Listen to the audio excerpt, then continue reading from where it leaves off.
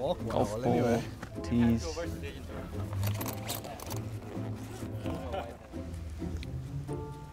Thanks. Oh, jeepers, I'm in the wrong group. Yeah, I usually use it just because we don't always get a pin sheet, but we got a pin sheet today, so. I'm not very good at it though. That's the most nervous I felt all week. It has been a work in progress. Jazz, where's my wife? By the buggy. Soccer and golf are so different, and I've learned that a lot as I've had to caddy. Learning where to stand, where not to stand, learning what to say and what not to say. Doing a rangefinder. Ah, that's a good idea. Yeah. What's that one, the 94? No, 117. 108, and you're definitely trying to not pitch it there. Scott hits a good shot or he hits a bad shot, and you can't look to anyone else and say, oh, it's your fault. Oh no. Go. There were some moments where that got very fiery out there. The week after we got married, I went and did European Q school. We're literally 2-3 weeks into being married. Scott got mad at me about something that I said. She said a few words to me and I said, you know, this is my office and this is where I need to be focused and doing my work. This is not about you. I'm supposed to be level-headed and I was not very level-headed. And this was in the middle of competition while I'm trying to get my European tour card. I'm just gonna do this one, I think. Okay. You know, she was right. I was not being very nice. He's the boss on the golf course and I have to respect that. We've come through and things seem to be working now, but there were definitely some moments that were very fiery and we had some heated discussions. Don't you need them to putt or you only want one? Well, this is for the game, right? I think the line between being married and being a caddy is never a straight line. So is it just that pin that we've got or is there another one? No, I put 2 pins over 2. Oh. And there's one like front left. I know what's happened and I know what's frustrating him.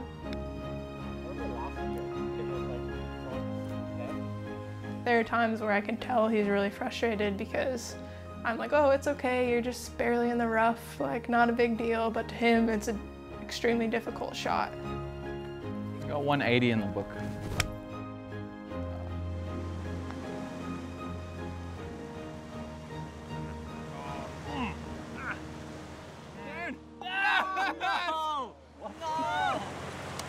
Jazz did all the hard work for the team. What? I played so good last year. It was by far my best year that I've had, and coming so close so many times was it was hard to take. I think Scott definitely puts a lot of pressure on himself. He won't ever show it. Pressure always builds. This game it's just funny like that. You think there's no pressure, but there's always something. The man from Zimbabwe, unfortunately, looks like he's going to come up short once again. People telling him, oh, congrats, you got second, I think is sometimes frustrating because in his eyes, he didn't win. There's something about a win. No one really remembers the guy that comes second, unfortunately. He's put himself in position a bunch of times, but you just have to feel these close calls might be affecting his psyche. Have you won? That's one of the first questions you get asked. How many times you won? It's like, no, but I finished second 3 times last year, a couple times the year before, and it's like, well, okay. There's a big difference between winning and getting second, but both are amazing accomplishments that show how hard he's worked. There's a lot of times when I thought like, man, I should be winning this. I just don't know what's happening.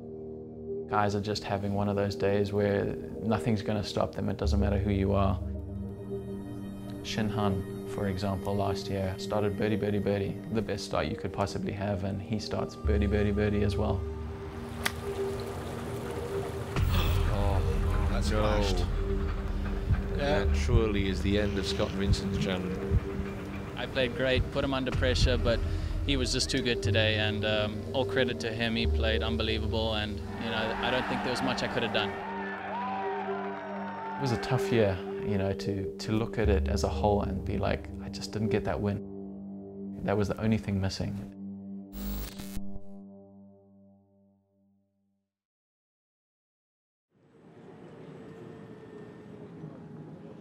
She can look at it from a different perspective. You know, I'm looking at it as, I wanted to be first. Why am I not first? Look at where you were 3 years ago. Look at where you are today. You're competing.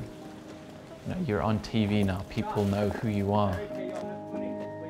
Those are the little things that she does and says to me that just help, you know, keep the spirit up and just keep you motivated and working hard for the next one.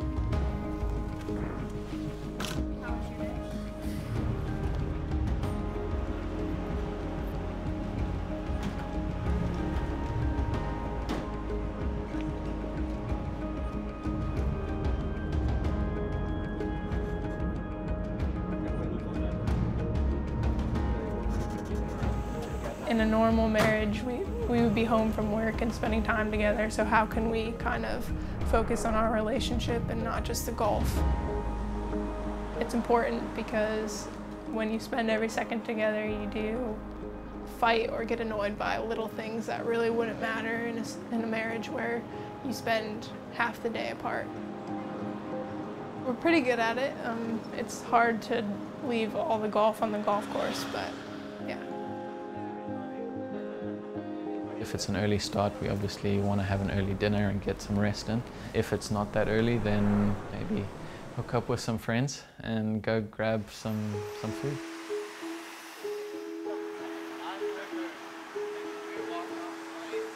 We go to dinner with the same kind of friends pretty often and try and play practice rounds with certain friends just to kind of keep that routine and keep those relationships going. It's just great that we all get on so well and can connect with them. It just makes the evenings a lot more pleasant, and it's a very friendly atmosphere, so it's just nice for us to have that. It does make it feel like more of a family when we have those people that we try and spend time off a golf course with. It's nice for us because we can relate to them in marriage when there's another player with his wife. It's great that Kelsey can connect with some other girls on tour. Johannes and Angela, obviously it's great. We like spending time with them, and great that she can have some girl time because she has a lot of guy time. We can relate to them in the travel part of our life because they understand it just like a way that people back home maybe don't understand it and they don't get what we go through every day. Because to a lot of people back home, we're traveling the world and seeing sights, and that's not really the reality. The reality is more, you're at a golf course and you're at a hotel. You wake up, you go to golf, you eat dinner, you go to bed. It's amazing, but it's not like we're out seeing the world like everyone thinks we are.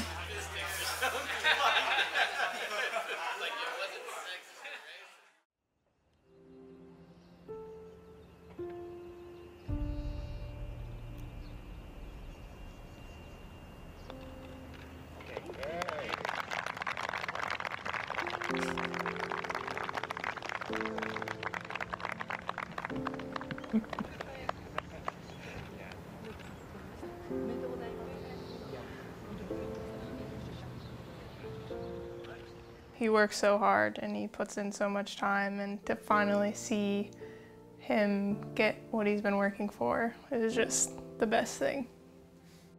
It's taken a while. I mean, what a great week, and great to share that with my wife. Not made a huge deal about it, even though it is a huge deal. On the inside, he's probably feeling a lot of relief and less pressure. It just relieves a bit of the pressure. Yeah, just to know that, you know, the win is there. Like, no matter how the year goes, the win is there.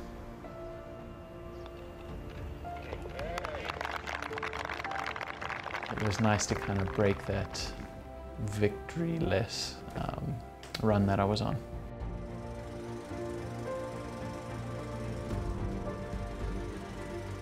Growing up, I always, you know, before I'd even finished, I was preparing my speech in the back of my mind, and I was having moments like that. And I've had moments like that where I finished second and you're like, what was I doing getting so far ahead?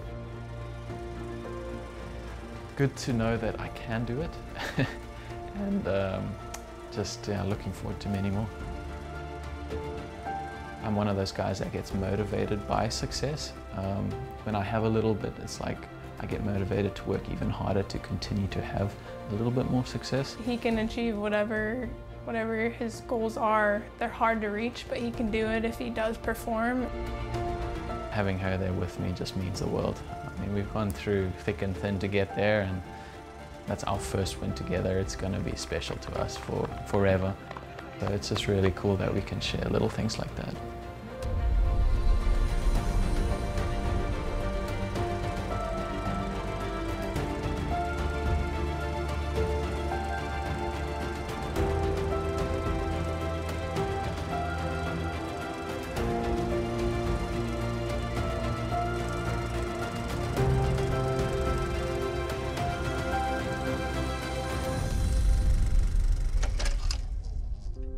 I could give Scott one message right now, other than I love him, would be just keep doing what you're doing and keep striving for your goals.